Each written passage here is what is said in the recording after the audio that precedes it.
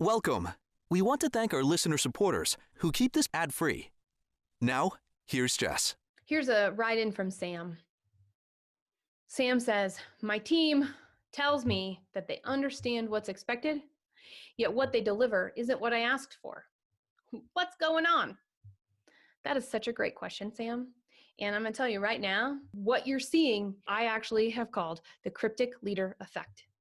So somehow, because you're not getting feedback back, you're taking at face value that what you're saying is understood the way you intended it.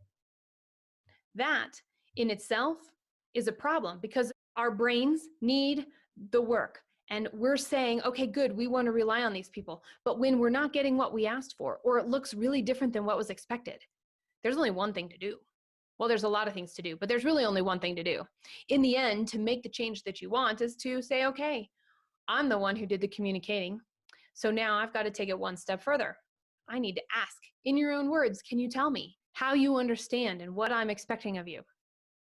And now you can do a litmus test. They've got it not at all. They've got it 50%. They've got it 70%.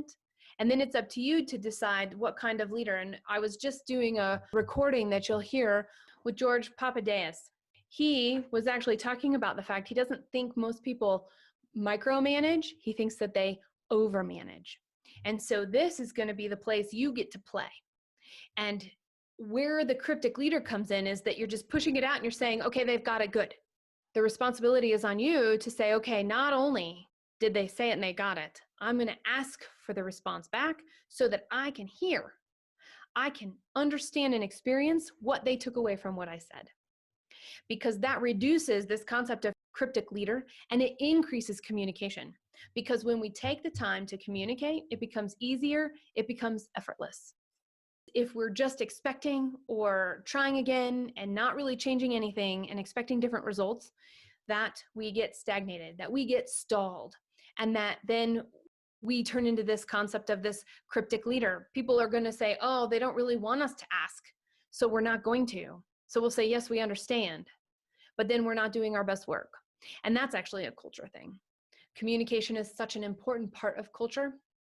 The way you say things, not the way that work is done, the results of the work that come back, all start with you, Sam, holding that vision and taking the time to ask for the feedback. Because what are you doing? You're actually modeling. I'm saying something, I'm being told I understood.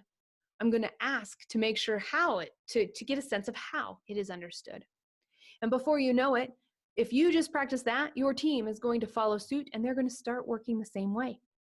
Which means there will be less problems across the board, which means there will be more communication overall, which means people aren't going to be worried about, is my work right? They're going to be able to think more about what else can we do here to make it go deeper, to have it be richer, to actually do as much as we can without going too far. So avoid that cryptic leader effect and start communicating. And I just gave one first step. Another step would be to start thinking about what is the true north of your company. That red point on the compass that you have said, Sam, this is where we're going. Or in your role, you have agreed to, with your superiors, here's where we're going.